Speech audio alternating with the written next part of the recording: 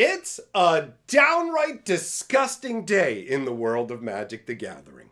Wizards of the Coast has just introduced something called value boosters, and they're the biggest scam since Magic 30. On top of that, Assassin's Creed has absolutely failed as a product. Magic. I am a wizard! History. I'm an old wizard! The magic historian. My bones hurt. Greetings, owners of fine luxury cardboard rectangles. My friends, I hope the day finds you well because we have gathered for a gross and greedy installment of Mega Magic News. Now, before we talk about the absolutely disgusting new product, we're going to talk about the failure of Assassin's Creed. But before I do that, just want to give everybody a heads up that I have been live streaming over on my live stream channel. So if you've been missing the live streams on here for the last few days, they've been happening over there. I'll leave a link at the end of the video so that you know where to find them. That out of the way, let's dive into the absolute failure of the Assassin's Creed product. And that will actually tie in quite nicely to our discussion of value boosters, which really are horribly named. But anyways, starting out with Assassin's Creed, we have the market roundly rejecting this product. It has failed abysmally because obviously it's a very poorly designed cash grab. Wizards of the Coast introduced beyond boosters just for Assassin's Creed, and they are beyond awful. That's really what it breaks down to. Most people have chosen not to purchase this product, and the people who have chosen to purchase it have bought far less quantity of it. I watched people walk into the game store who would normally go, yeah, I'll take a box of this, I'll take this and this, go, I'll take like 2 packs. And it's like, we have collector boosters.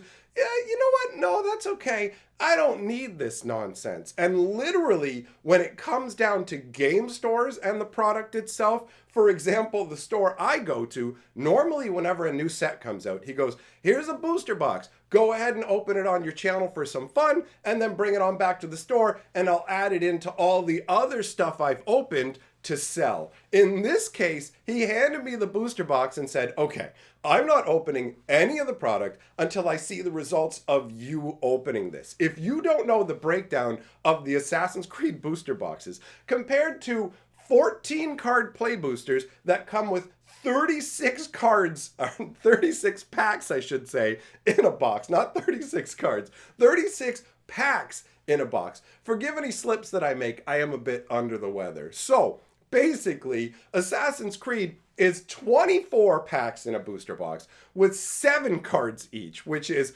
obviously half the number of cards and 2/3 the amount of boosters. But here's where it gets really insane, and I'm just going to use Canadian prices here. So if you want to get a play booster, they run about $650. Assassin's Creed boosters run $8 to $850. So you're looking at paying 25 to 30% more for half the amount of cards. Wizards of the Coast has gone, oh, these packs are awesome because guess what? There's no commons. And it's like, no, you've made the uncommons into commons. And with Wizards' ridiculous track printing, where they want to make sure you don't get all the cards you want, in the booster box that I got, there were 8 copies of Adewale, which means basically 1 out of every 3 packs had the exact same uncommon. The store owner walked up to me and threw me down. He's like, listen, bro, what is the deal? You gave me 8 of these. I was like, this isn't my fault. I didn't make the product, right? So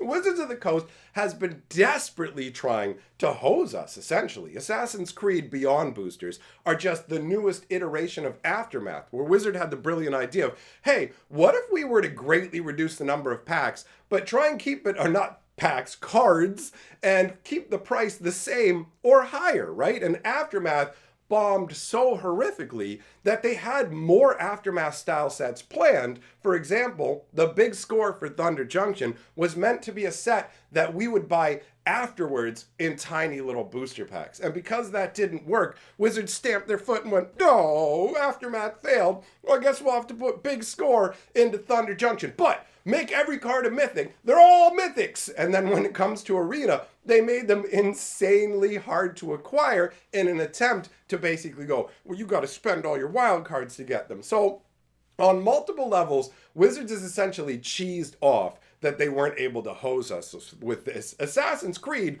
was too far down the production line for them to really make any meaningful changes to the products. We're talking about 7 card boosters where 1 card from every pack is a land, right? So these packs were a miserable experience to open. Believe me, I opened an entire box, and obviously that led to the game store going, oh, no. There's zero chance on earth that I'm going to open any more of this. I'm hoping to sell through the tiny amount that I got. People scaled back largely on their pre-orders for this, not just actual players, but game stores as well. After the debacle with Markov Manor, where everybody went, oh, my store is so hosed, I have huge amounts of this. It's still being fire sold. You can still find posts. I just saw one put up yesterday talking about how Karlov Manor has bombed so miserably that game stores are still trying to clear out their back inventory. So Wizards has this awful ripoff that comes out on the heels of Modern Horizons 3, and it has crashed and burned like it deserved. So you'd think that Wizards would learn their lesson and go, maybe people don't want smaller packs. Well, what if I was to tell you that instead the lesson they learned is, you know what the problem probably is? Is that we've got too many rares in these packs. So why don't we sell packs to people that have like no rares and no foils in them? If the Assassin's Creed stuff has a rare and a foil in every pack, and it did miserably, and the Aftermath did miserably, like there's no part of them that looks at the amount of cards in it and go, maybe that's why they're not buying it. Maybe people don't like getting 24/7 card packs instead of 14 card packs. And the collector boosters, they're also like, let's take the collector boosters down from 15 to 10 cards. When a bunch of the collector booster cards are just worthless foil like commons and uncommons.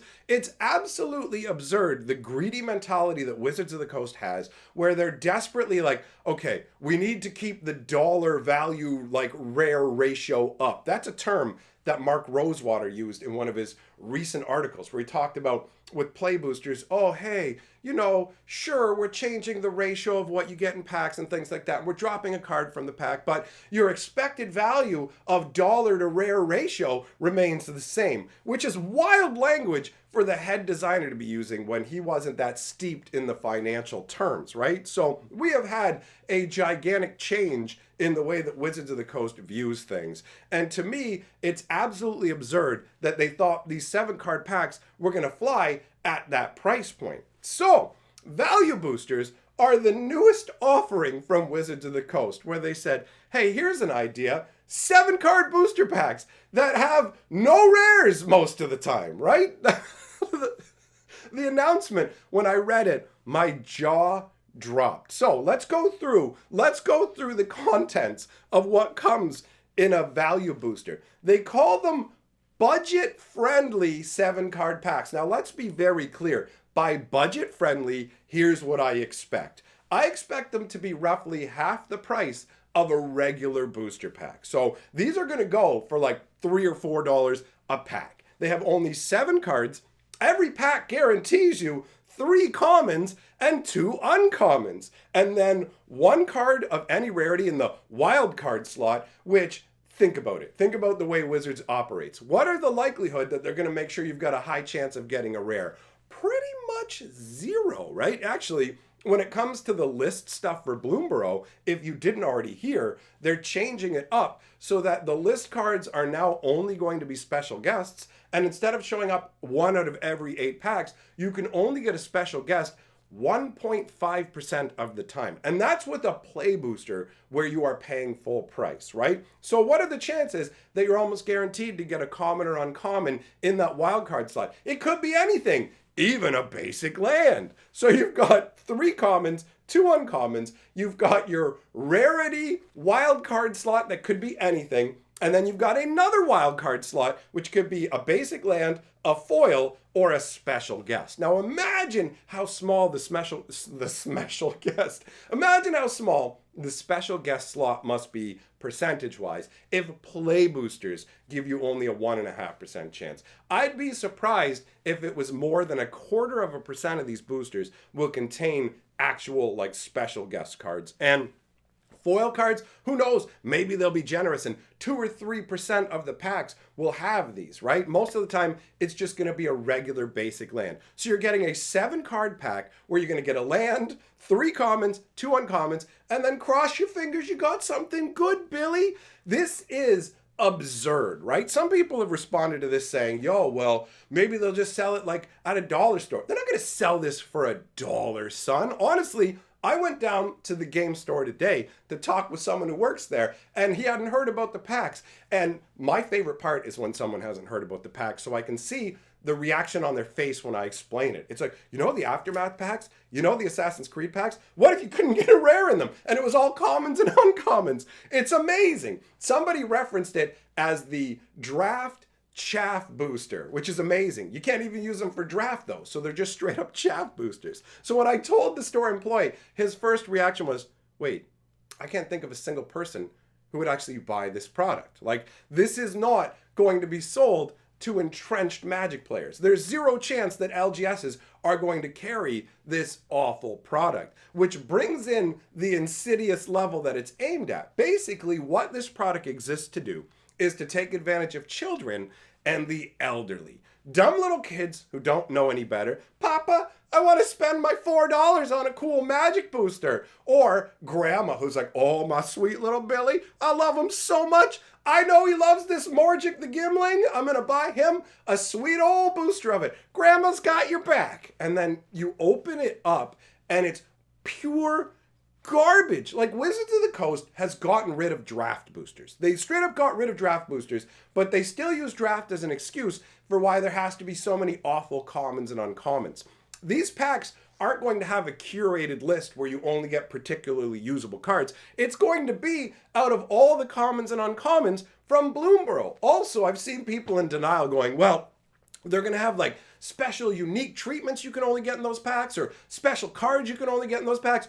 No. When you go and read the announcement, none of that is mentioned. And if Wizards of the Coast intended to put all the bells and whistles in there, we would know because that's good from a marketing perspective. The way they've put it forth is regular garbage. They don't tell us what the odds are of even getting a rare. I have no idea if they'll be printed on the back of a value booster, but I'd be very interested to get that information because I don't even know if this product is going to make it to Canada because we don't actually get everything when it comes to the products that are specifically going to be aimed at your Walmarts, your Target, and stuff like that. So it's impossible to know whether I'm actually going to get to see these in person. It's very possible to know this is a mega scam. And guess what? Wizards lied to us so hard. They're like, okay, so we're getting rid of draft boosters and set boosters to bring in play boosters because there's too many kinds of boosters. So we need to reduce that.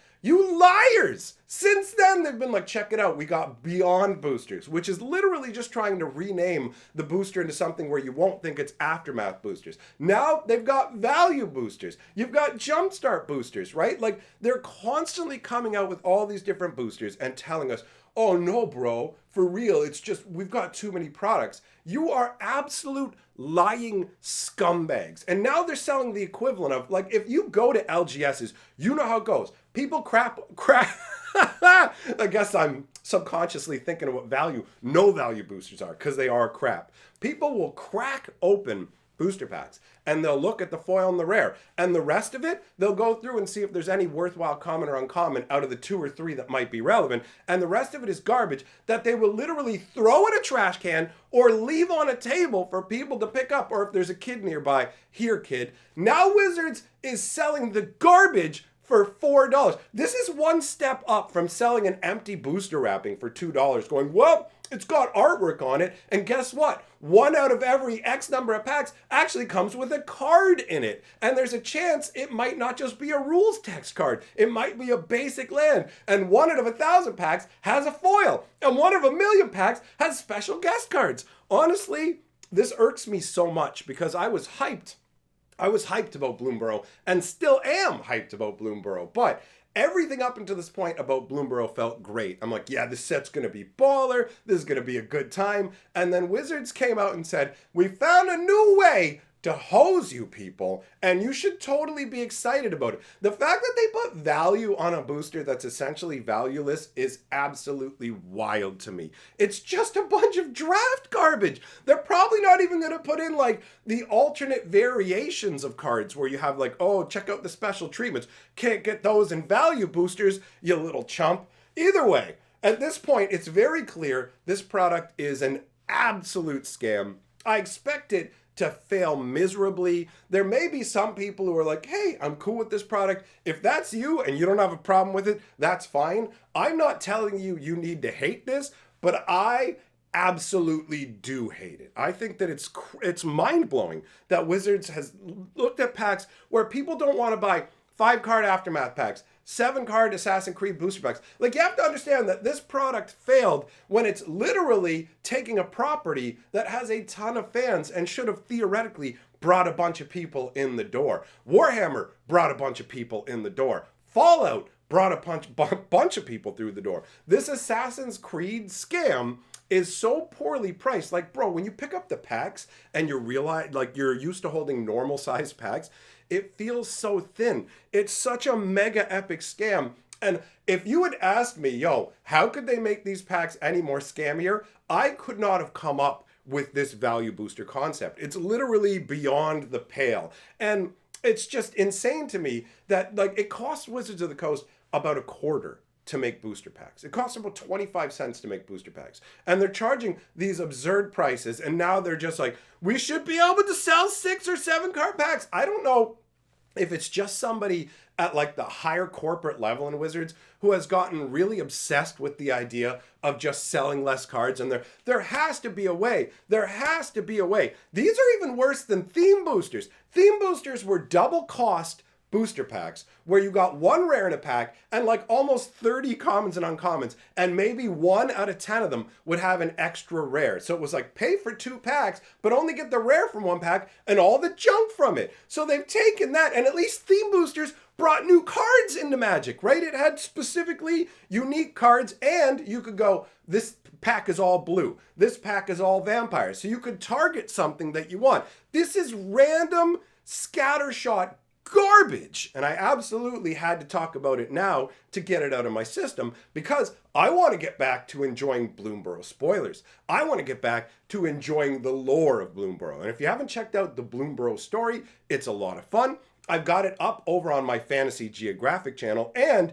just today, and this is another reason I had to talk about the value boosters because otherwise I'd still be obsessed about this. I spent time ranting about this last night in a live stream, and it still wasn't enough to get it out of my system, right? So they have put out today the actual first chunk of the Planeswalker's Guide to Bloomborough. Now, with Duskmourn, we got 1, right? With Bloomborough, it's coming out in 3 parts. So we're getting a crazy amount of details about Bloomborough and its lore, the world, the creatures, and I'm super hyped about that. So tonight, over on my live stream channel, we're actually going to go through it bit by bit, all the different pieces. Apparently it talks about things like the Weavers, which are users of magic, who apparently what they did was they messed around with magic that was beyond their capabilities, and it warped their nature into turning them into elementals that were an aspect of Bloomborough. So basically what happens is some of the most old and powerful mages of Bloomborough ended up being turned into calamity beasts, and that is a really epic concept. I have to give credit where credit is due. It looks like they spent a bunch of time developing the actual flavor and world of Bloomborough, and I'm very happy to dive further into that. So again, I'll be doing a live stream based on that tonight over on my other channel, linked at the end of the video and down in the pinned comment. So if you want to come by and check that out, you can. But once again, this is a warning. Value boosters are a major scam. And once more information becomes available about them, I will do another video where we actually go through what the chances are of getting particular cards, and we will really pinpoint just how awful this is. It's really scuzzy of Wizards to make this product to take advantage of kids and the elderly. I'm not okay with it. But what I am okay with are my patrons. You guys rule. Thanks for supporting my channel. Everyone, thanks for coming by. I will see you all next time.